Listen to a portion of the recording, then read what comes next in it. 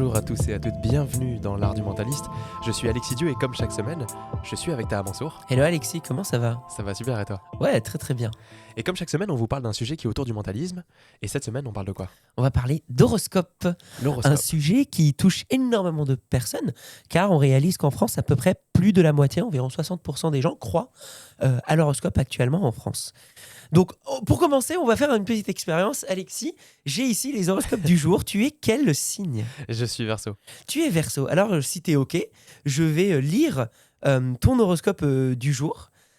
Pour Verseau, nous avons amour, travail, santé. Lequel veux-tu? Santé. Santé. Vous êtes plutôt en forme, mais vous avez besoin d'évacuer la tension nerveuse que vous avez accumulée ces derniers temps. Faites plus de sport ou trouvez un moyen ludique de vous détendre. Vous éviterez ainsi les troubles du sommeil ou des problèmes digestifs. Sur une échelle de 1 à 10, à quel point c'est valable pour toi? C'est plutôt correctement valable. Plutôt correctement Ouais. valable? Donc je dirais un bon 7. Un bon 7, ok. Ouais. On va essayer amour. Ok. Ok. Ouais, avec plaisir. Il y en a une qui dit si vous êtes seul et si vous êtes en couple. Donc je vais te dire celle qui si vous êtes en couple. Si vous vivez en couple, vous aurez envie de nouveautés sans toutefois savoir par où commencer pour faire évoluer votre situation. Ne braquez pas votre partenaire. Commencez par de petits changements qui vous apporteront un peu d'air. D'accord. Et nous allons faire humeur. La journée sera bénéfique. C'est pas Ouais. mal. C'est plutôt cool. Et argent et travail, on va terminer par celle-là quand même. Vous attirerez la bienveillance et l'intérêt de vos supérieurs qui seront disposés à écouter vos idées et vos projets. Sachez faire preuve de tact et de diplomatie pour arriver à vos fins. Vous aurez moins de chances dans le domaine matériel. En effet, vous n'êtes pas à l'abri de petits problèmes domestiques qui peuvent s'avérer onéreux et déstabiliser votre budget. D'accord. Pareil, à quel point tu sens que ça te parle? Étant donné que en tant qu'entrepreneur, j'ai pas vraiment de supérieur, je me dis mon supérieur c'est Emmanuel Macron, tu vois. Donc Effectivement. Mais du coup, globalement, tu dirais sur une échelle de 1 à 10, si toi tu lisais ça aujourd'hui, je me dirais oui. Alors malgré des petites imperfections, tu vois, je me dirais ouais, c'est plutôt correspondant quand même. c'est plutôt correspondant. Ouais. Ok. Surtout tu vois les petites problématiques domestiques qui font que voilà, tu vas devoir dépenser du budget. Bon bah normal quoi. Ouais, Ouais, absolument. ça, c'est plutôt- Surtout que je te connais en ce moment. Donc et je vais du coup te dire quelque chose. Là, vous pouvez vous dire, bah oui, il a juste lu son horoscope. Figure-toi que je viens de te lire l'horoscope vierge. Ah, je vais me demander. Ceci est l'horoscope vierge. Mince alors. L'horoscope verso disait plutôt, si ça veut charger, argent et travail. Le travail que vous aurez à effectuer demandera une bonne dose de concentration et de la ténacité. Ce sera le moment de donner un coup de collier. Vos initiatives seront très bien reçues. Vous devrez rester vigilant dans le domaine des finances. Santé, vous ne manquerez pas de tonus malgré la possibilité de troubles liés au stress et à la tension nerveuse. Humeur, journée pas banale.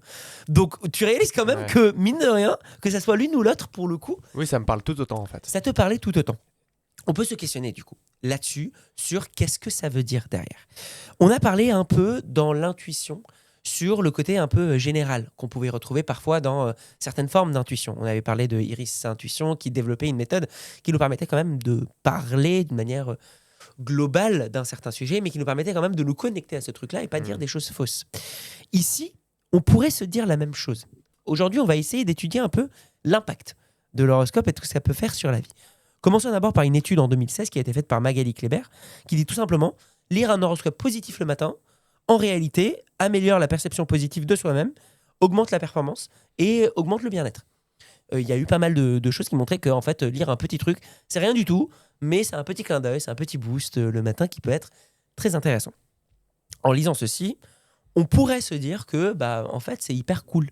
C'est intéressant. On pourrait se dire peu importe que ça existe ou non, si ça fait du bien. Exactement, peu importe si ça existe ou non, tant que ça fait du bien. Eh bien, regardons ce que la science dit.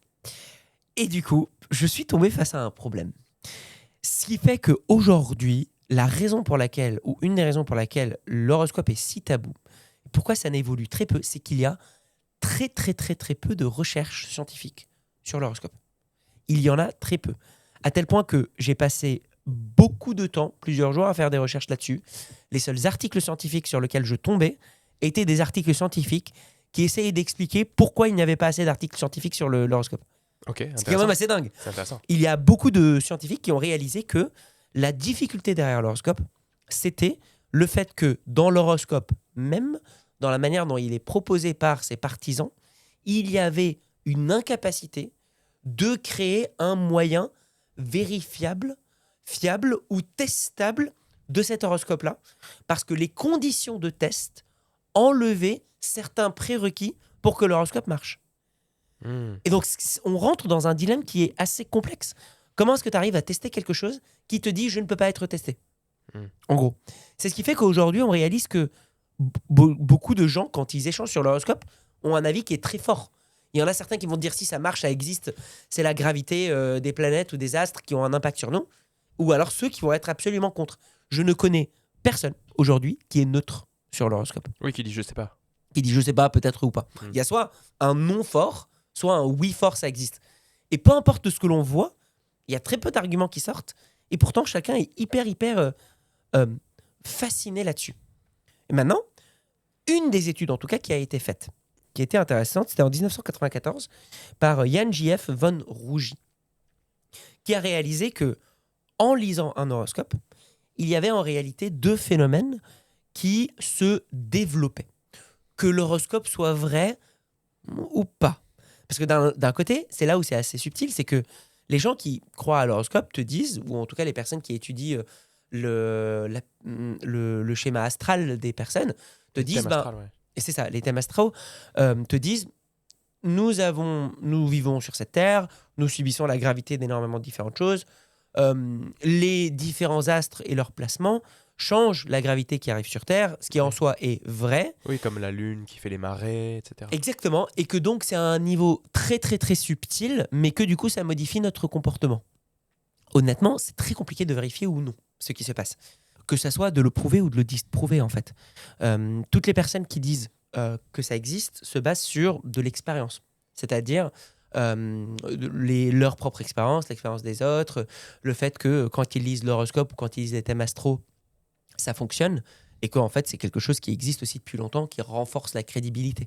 Le cerveau humain a tendance à croire des éléments qui datent depuis longtemps et plus c'est si ça n'existait pas, ça n'existerait pas depuis autant de temps. Exactement, si c'était faux, ça n'existait pas depuis autant de temps. D'un autre côté, les scientifiques qui essayent d'étudier ça trouvent énormément de difficultés à créer de la réplicabilité. Parce que dans l'horoscope, c'est très difficile, même si on essaye d'étudier en fait en science un phénomène qui est censé varier, on doit pouvoir se dire dans quel contexte il doit varier. C'est-à-dire anticiper les capacités de variation de l'élément. Sinon, je ne peux pas le tester en fait. Si je te dis, là, je n'ai aucun moyen de savoir dans quel contexte je peux ou non me fier à un truc, parce que ça dépend d'autres paramètres, comment est-ce que je fais pour vraiment tester ce phénomène-là ? Et donc, d'un autre côté, nous avons les gens qui disent c'est absurde que la gravité ait un impact sur la personnalité, et de toute façon, comme un peu on l'a fait au début, en réalité, les horoscopes, quand on les lit, en fait, ça peut s'appliquer à n'importe qui. Effectivement, il y a un effet qui s'appelle l'effet Barnum.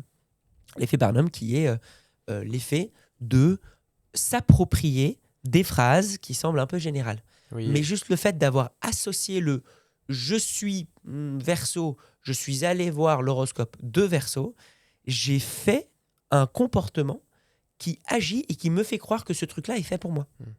C'est comme si, en fait, vous ouvrez une lettre où il y a votre prénom marqué dessus. C'est beaucoup plus fort que si vous trouvez une lettre par terre et vous la lisez.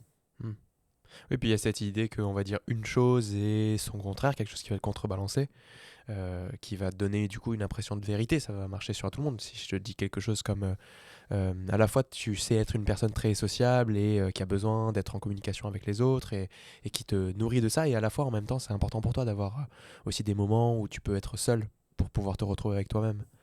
C'est dur de dire non, ça me parle pas du tout. Complètement. À moins qu'on soit vraiment extrême, mais du coup on aura touché la majorité des gens. Et c'est ça qui va faire que, du coup, moi, en lisant ça, je vais juste choisir les choses qui me plaisent, on va dire. Et ce qui fait, comme tu l'as fait, là, tu étais hyper sincère, tu as dit, en fait, je lui donne une bonne 7 sur 10. Ce qui est souvent, d'ailleurs, la moyenne de ce que l'on donne à un horoscope. Et pour autant, pareil, on pourrait se dire que, voilà, si ça fait du bien aux gens, pourquoi pas le garder. Il y a une étude, notamment, qui a été faite, marquante, en 1994, par Jan J.F. von Rougy, qui a réalisé qu'il y a deux phénomènes qui existent psychologiques dans la lecture d'horoscope. Le premier, c'est l'attribution à soi, et la deuxième, c'est l'observation sélective. Le premier, l'attribution à soi, c'est ce phénomène-là d'effet Barnum. Cette capacité-là à se dire, quand je lis ce truc-là, puisqu'il m'est destiné, je vais rechercher dans mon imaginaire les choses qui viennent prouver ce truc. Donc même si on ne dit pas l'un et le contraire, si par exemple, là, je viens et je vous regarde dans les yeux et je vous dis, en ce moment, vous vivez un moment de tension. votre cerveau va rechercher ce moment de tension. Parce que le cerveau adore combler les vides.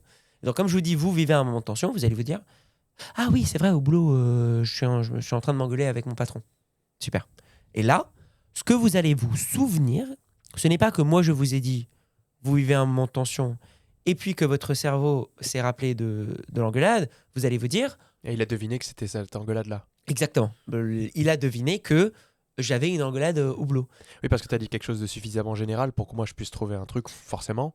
Exactement. C'est pas comme si tu avais dit en ce moment c'est difficile avec ton patron parce qu'il t'en veut pour les derniers chiffres du premier C'est trimestre. ça. Mais pourtant, c'est ça que tu vas te rappeler. Et moi, quand je développe le cold reading, donc l'art de justement pouvoir parler à quelqu'un et deviner des choses sans rien, quelque chose qui était énormément développé par des voyants, des médiums, des psychiques, etc. D'ailleurs, beaucoup des outils que moi j'ai développés se basent sur beaucoup de lectures de livres de voyants qui expliquaient leurs techniques pour déterminer des choses sur les gens. Plus les pouvoirs. Plus les pouvoirs. Oui, merci. Ce dont on ne doit pas parler normalement dans Non, cette, mais dans ce ça, podcast. normalement, on ne parle pas de mes pouvoirs cachés. Je t'ai dit de ne pas dévoiler que j'avais des pouvoirs cachés, Ali. Mais en tout cas, il y avait quelque chose qui a été assez flagrant. Moi, ces types de phrases-là, j'appelle ça du précisément vague. C'est-à-dire, il faut des mots hyper précis qui vont stimuler l'imaginaire dans une direction, mais il faut que ça soit vague pour que tu puisses racoler ce que tu veux. Tu m'en fais un par exemple? Ouais, par exemple, je te dis, là en ce moment, tu es en train de t'es en train de vivre une séparation. Je ne parle pas nécessairement d'une séparation amoureuse, mais j'ai l'impression que tu es en train d'abandonner un projet sur lequel tu travaillais pendant longtemps et ça te déchire parce que tu sens vraiment une séparation comme s'il y a une partie de toi qui s'arrête, mais tu es en train de te questionner de si tu vas t'en séparer ou pas. Ça te parle ou pas? Oui, puis en plus, il y a l'idée que tu vas renforcer ça avec de la calibration et en fonction de la tête que je fais au moment où tu dis les Bien mots, sûr.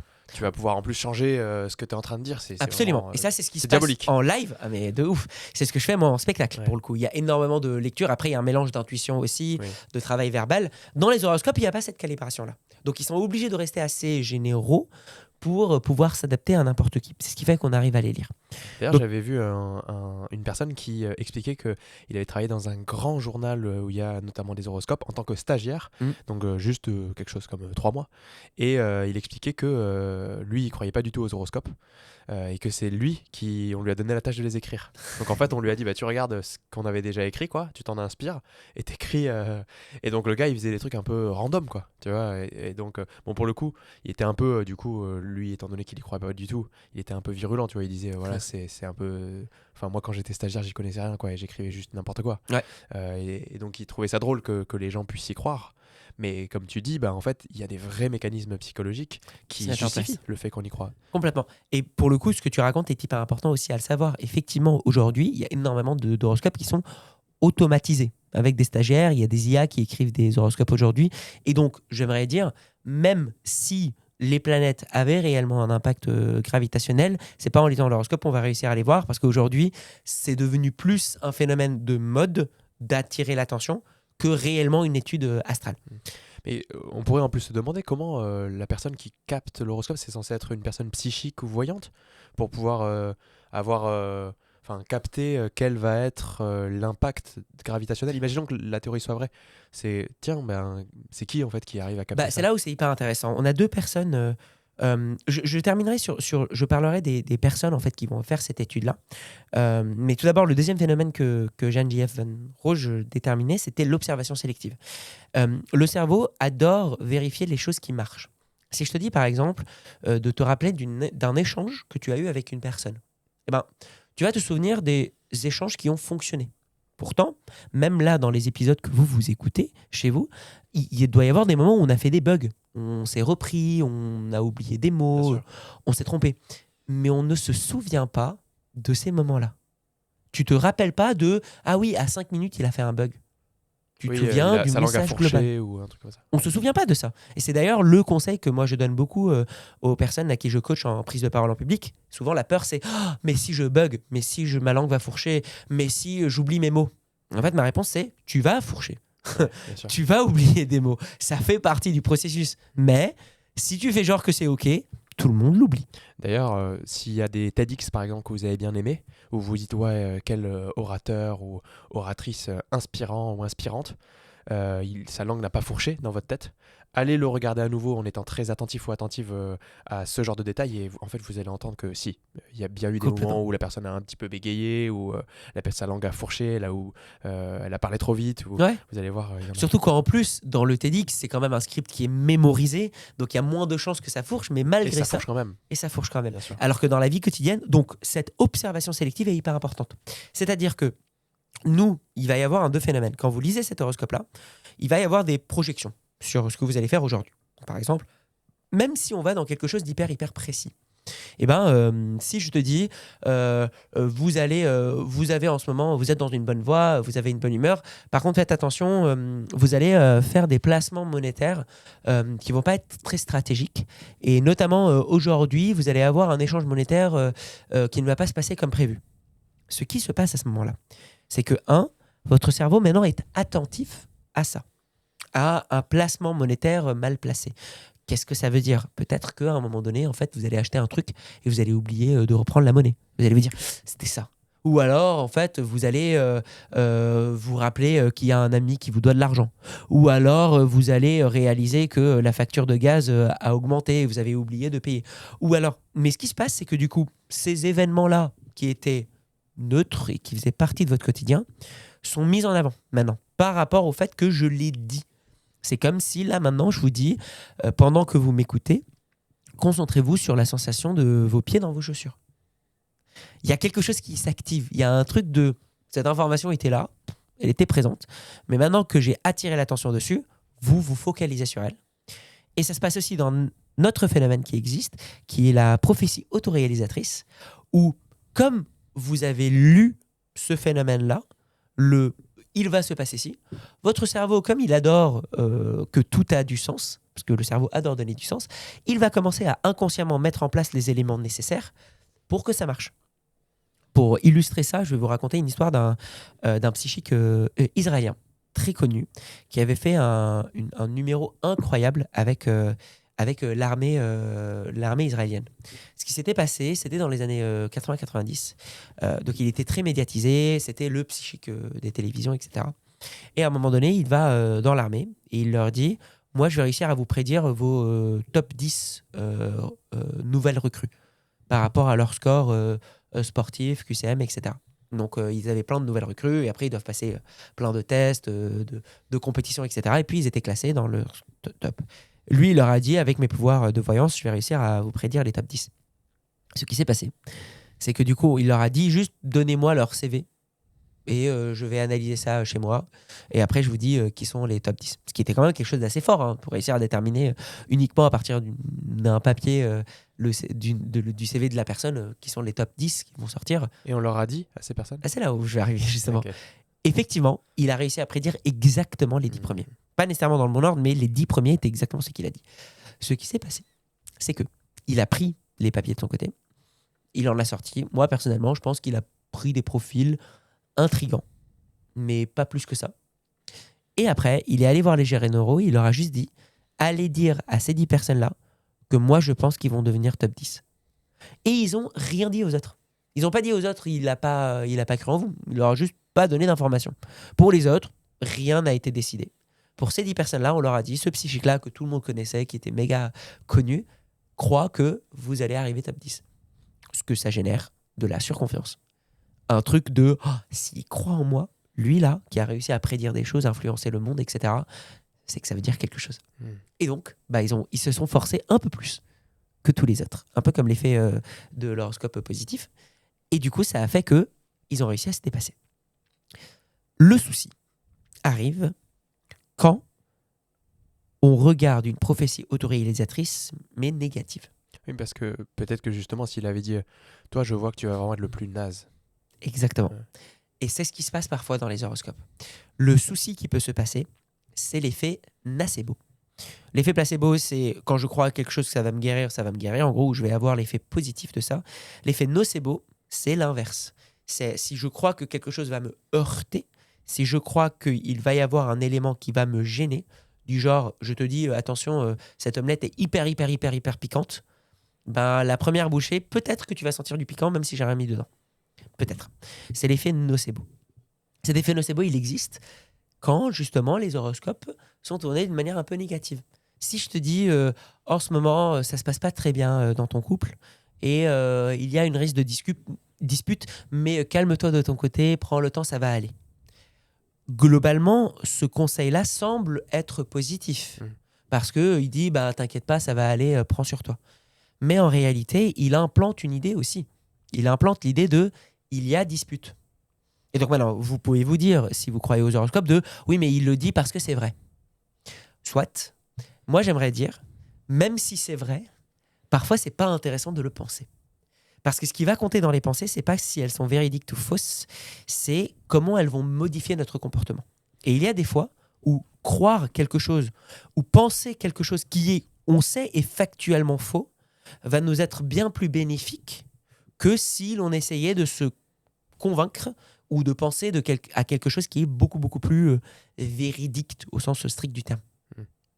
Et surtout qu'en plus, ça peut être tourné vraiment d'une mauvaise manière si on dit en fait, en ce moment, ça va pas dans votre couple et vous, pour l'instant, vous ne le voyez même pas. Ouais, absolument. Ou pour l'instant, c'est caché. Vous n'avez pas le discernement pour le remarquer, en fait. Exactement. C'est quand même terrible. Et là, du coup, ouais, c'est exactement ça. Et j'avais parlé justement de mon ami mentaliste qui avait son ex, du coup, avec qui il s'était séparé parce qu'elle était allée voir une voyante. Dans l'horoscope, c'est un peu la même chose. C'est plus faible, effectivement, mais il y a quand même cette capacité-là, justement, d'implanter une idée. Et là, vous pouvez vous dire, ouais, mais si c'est vrai, autant le savoir. Je vais donner un exemple.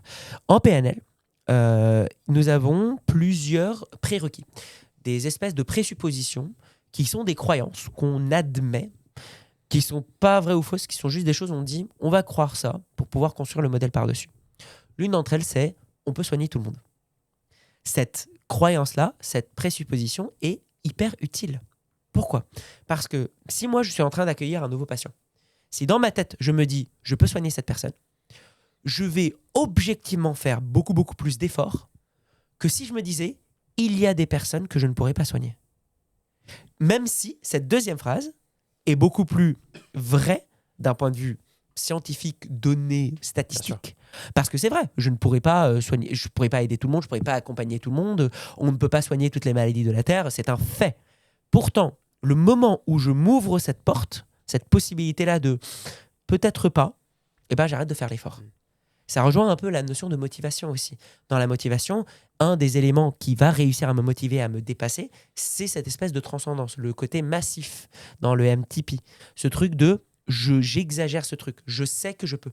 Donc, si le moment où je me dis « Ah, il y a une dispute ou il y a une tension, mais j'en suis pas conscient », bah, cette pensée-là, qu'elle soit encore une fois basée sur des faits vrais ou faux, va avoir tendance à dégrader la relation, même si elle était déjà dégradée. En fait, du coup, pour l'instant, la conclusion qu'on pourrait tirer, c'est de se dire ne croyez aux éléments des horoscopes que si, avant de le lire, vous aviez déjà envie que ce soit vrai. Il y a un peu ça. Du coup, toutes les choses positives, ok, on les prend. Ouais. Votre couple se porte merveilleusement bien. J'ai envie que ce soit vrai, ok, je le prends. Et en même temps, bon, je ne me voile pas la face si c'est pas le cas. Et s'il y a écrit des choses négatives, est-ce que ça va dans le sens de ce que je considérais déjà ou pas ? Absolument. Et je terminerai, et après, dans le tips, on parlera de qu'est-ce que ça peut apporter l'horoscope. Mais au-delà de justement ce truc-là, de se protéger, de savoir ce qui est vrai et ce qui est faux, il y a un autre phénomène que moi je remarque chez les personnes qui ont une forte croyance dans les horoscopes ou dans les schémas ou les thèmes astro, c'est une déresponsabilisation. C'est-à-dire, parce que la Lune est en mode ascendant vierge, je connais pas les termes techniques, j'en sais rien. Honte sur toi. Honte sur moi. Eh ben, c'est ce qui explique qu'aujourd'hui je suis en mauvaise humeur. Et donc, c'est ce qui explique que je vais pas être agréable avec les autres. Alors que c'est pas du tout parce que en fait ton alimentation elle va pas du tout, t'as mal dormi, t'es stressé à ton c'est ça. travail, Ou alors t'es juste un connard. Mais du coup, ça arrive aussi. Oui. Mais peu importe ce qui se passe, en fait, ça crée une déresponsabilisation. J'aimerais même généraliser ça. Moi, il y a quelque chose qui m'est arrivé qui était un peu similaire aux horoscopes, mais là, c'était dans le système médical. Parce qu'on peut se dire, oui, je critique que les côtés ésotériques, mais en fait, je vais parler aussi du système médical, parce que c'était très parallèle. Il y avait une phase où, en début d'année 2024, j'étais dans une période très, très difficile de ma vie. J'ai eu énormément de soucis personnels à plein de différents niveaux qui ont fait que j'allais très très mal. J'ai pris énormément de poids en mars-avril. J'ai vraiment beaucoup grossi, j'étais pas bien dans ma peau, etc. Puis pendant les vacances, j'ai réalisé ça et je me suis dit je vais vraiment faire un effort sur moi. Je vais commencer à faire du sport, je me suis remis au sport tous les jours. C'était très difficile, vraiment c'était un gros travail. J'ai commencé à bosser avec une diététicienne pour me retrouver une santé, pour retrouver etc. Et puis à un moment donné, j'ai vu que j'avais des lignes rouges sur mon ventre. Je me suis dit c'est peut-être des vergetures, mais je vais quand même vérifier. Alors qu'en vrai, c'était sûrement Mercure rétrograde. Effectivement, c'est des Mercure rétrograde qui faisaient Céline. Non, mais pour le coup, c'est effectivement des vergetures, mais comme je savais pas, j'ai allé. Quand j'avais fait un peu, quand j'avais regardé les différents éléments qui pouvaient expliquer ça sur Internet, j'avais vu que effectivement, si tu prends du poids hyper vite et que tu commences à faire du sport hyper intensif, ça augmente les chances d'obtenir des vergetures. Donc je dis c'est logique. J'avais pris du poids hyper rapidement et puis je l'ai beaucoup forcé sur le sport, les squats, etc. Donc je dis c'est pas impossible. Bref, je vais quand même voir une médecin. Je prends rendez-vous, je vais chez elle, etc. Elle me dit pourquoi tu viens me voir. Je vais pas voilà, j'ai ces petites lignes là. Je pense que c'est des vergetures, mais je sais pas trop en dire, etc. Parce que elle me dit pourquoi vous pensez ça. Je fais en fait en ce moment je suis en train de perdre du poids, donc je fais pas mal de sport. Je me suis vraiment mis à un sport intensif pour essayer de m'aider. Je vois une diététicienne aussi en plus, et donc j'ai vu que ça pouvait augmenter ça, mais je veux juste vérifier parce que j'avais jamais vu ça avant. Elle me fait ok, très bien. Et elle me teste ça, elle me dit oui, effectivement, c'est de vergeture, rien à faire. Elle applique ta méthode. Elle rentre dans ton cadre de pensée. Elle rentre dans mon cadre de pensée, mais pas tant que ça. Tu vas voir après. Bah après, elle va déformer ton cadre. Ouais, mais pas d'une bonne manière. Vraiment pas d'une bonne manière. Donc, elle me fait, oui, effectivement, c'est des vergetures, mais pour être sûr, je vais quand même te demander de faire un test sanguin de différentes hormones et niveaux de trucs intérieurs, machin. Okay. Bref. Et à la fin, elle quand même termine. En faisant ça, elle me fait oui, écoute, t'inquiète pas, ça devrait le faire. Mais juste pour te dire, sache que le sport, ça sert à rien pour faire pour perdre du poids. Arrête. En fait, tu sais, il y a un site qui existe, mangerbouger.fr. Tu as des recettes là-dessus. Juste, tu cuisines certaines des recettes et tu verras, tu perdras du poids sans souci. À ce moment-là. C'est sympa comme conseil, mais sans te dire de ne pas faire de sport, parce que le sport, on sait aussi scientifiquement que c'est plutôt bon pour la santé. Quoi. Voilà, exactement. Et surtout que, en fait, moi, au-delà de ce phénomène-là, de quelle est raison ou tort, moi, ce que ça m'a fait, c'est que j'ai passé énormément de temps à essayer de me motiver, à mettre en place ce protocole de je dois faire du sport, j'essaye de travailler sur mon alimentation et tout. Et là, elle vient, elle me fait tu sais, en fait, tu te casses les couilles depuis plusieurs mois, t'inquiète, regarde, il y a un petit site avec des petites omelettes, des soupes au potiron, cuisine ça et tu vas perdre du poids. Vraiment, elle a l'autorité du médecin en plus. Hein. Elle a l'autorité du médecin, surtout après m'avoir ausculté. Et en fait, j'ai trouvé ça horrible. Et effectivement, les semaines d'après, j'ai pas réussi à refaire du sport. Parce qu'elle m'avait tellement planté le truc que j'ai dû remettre en place un schéma en écoutant l'art du mentaliste de comportement et de motivation pour refaire du sport. Un deuxième médecin que j'avais vu, pareil, je lui disais en ce moment je fais du sport, je vais à une diététicienne. Il m'a dit diététicienne c'est bien, mais pareil sport ça sert à rien, donc arrête. Et j'étais en mode mais arrêtez en fait de me sortir ça. Jusqu'à un stade où vraiment j'ai senti que quand je faisais du sport je prenais plus de plaisir. Parce que quand tu as 2 médecins d'affilée qui te disent le sport ça sert à rien pour perdre du poids, et je sais, il y a des études qui m'ont envoyé des articles qui disaient en fait qu'entre qu'une alimentation saine plus du sport ou qu'une alimentation saine, il n'y avait pas tant de différence de ça que ça sur le long terme. Mais le sport c'est bon pour la santé. Exactement. Et surtout, encore une fois, moi c'était pas aligné avec l'effort que je mettais en place. Et cet impact-là que ça a eu sur moi, c'est exactement l'impact que vous pouvez avoir si vous lisez quelque chose de désagréable dans votre horoscope. Parce que vous vous fiez à quelque chose qui, la majorité du temps, va être écrit par un stagiaire ou par une IA, etc.